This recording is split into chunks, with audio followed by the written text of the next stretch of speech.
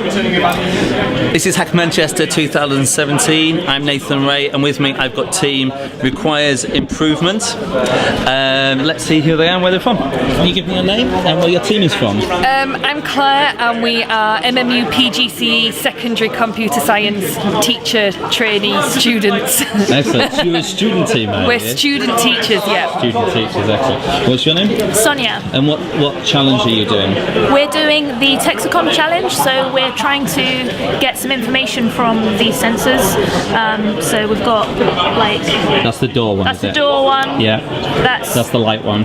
Light one, and I think it also does like humidity and temperature and stuff. So we're trying to get something interesting coming out of that data that we're getting off of those. Cool. And what's your name? My name's Lee. Lee, and what are you going to be doing with this data then once you've got it? We're going to be turning it into data visualization to analyse footfall in particular areas. We're going to hopefully use that for some boring stuff like risk assessing and some insurances, but also some nice stuff like art and using for inclusion to help people with anxiety issues navigate around and not have to deal with crowds or with pressing situations. And what would be the interface between those people with anxiety issues and other It can either be on an app, which would be in their own pocket, or it can be, like say they're in a shopping centre, it can be on one of the maps actually within the shopping centre where it shows particular, either predicted footfall or even real-time different footfall areas in different areas there. And that's to help them avoid the busy areas, or is that to guide them towards different products? Well, for different people, so for people with anxiety issues, it's to avoid the busier areas, and for people, say, in wheelchair, it's who need wheelchair access, then it'll help them to navigate without having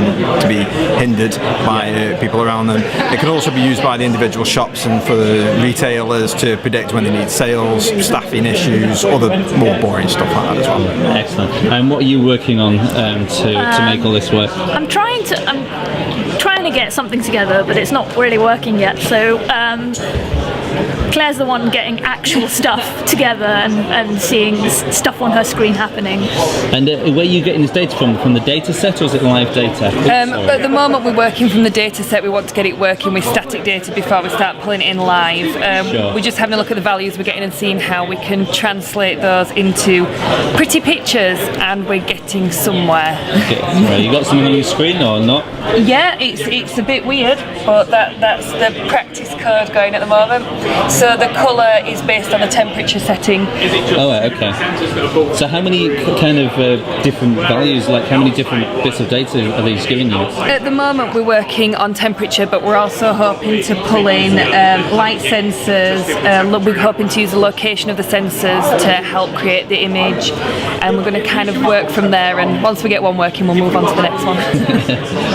And what are you working on then to... So I'm trying to get, at the moment I'm trying to see if I can possibly get some of the live data that we're getting from these sensors, because that's connected to another box underneath the table. Is that like the base station? Yeah, so these sensors are not the ones we'll be working off in the end. The ones we're working off are actually in this building somewhere. Yeah. But these sensors we're getting some data off already, and I'm trying to see if I can get that data as it comes. As it comes in, is it live? Yeah. So do these do this give you like an on and off light, or is it a light value? Or? So for this one, it gives you whether it's open or not. Yeah. So this will be on a door. It will give you a value between, I don't know exactly what the values are, but between two numbers, sort of 0 and 255 or something, for light values, and then it will give you a Celsius reading for temperature. Oh, and you get that Celsius, yeah. Excellent. And what are you working on over here then to make all this work? I'm working on how it's all going to end up looking visually. So at the moment we've got some sketches as to how it could look in an end system, which is unlikely by the end of this project, but looks at the That's future. what you're aiming for. Looks at the future, and then I'm looking at that in 3D also to see how we could layer up, so that we can have go from a bird's eye view, and then decomposing itself into the years and a perspective view to layer up the data. Oh, so it goes from like a 2D, not a 2D circle into like a 3D kind of. That's the plan shape, for the future. yeah. Like I said, I don't think it'll end up like that today or during this project, but as a view for the future, that's how I envisage it working. So it can actually build on an average data and then the real-time data or historical data, which can be used to predict the future. Excellent. Well, it looks like you've got your work cut out for you. You're going to get this working? We'll see. We'll see. Yes.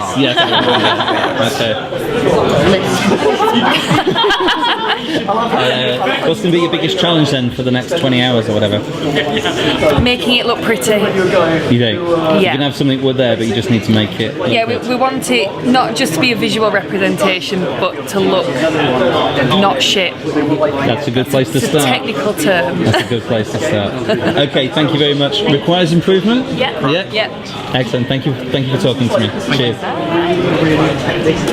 Shooter.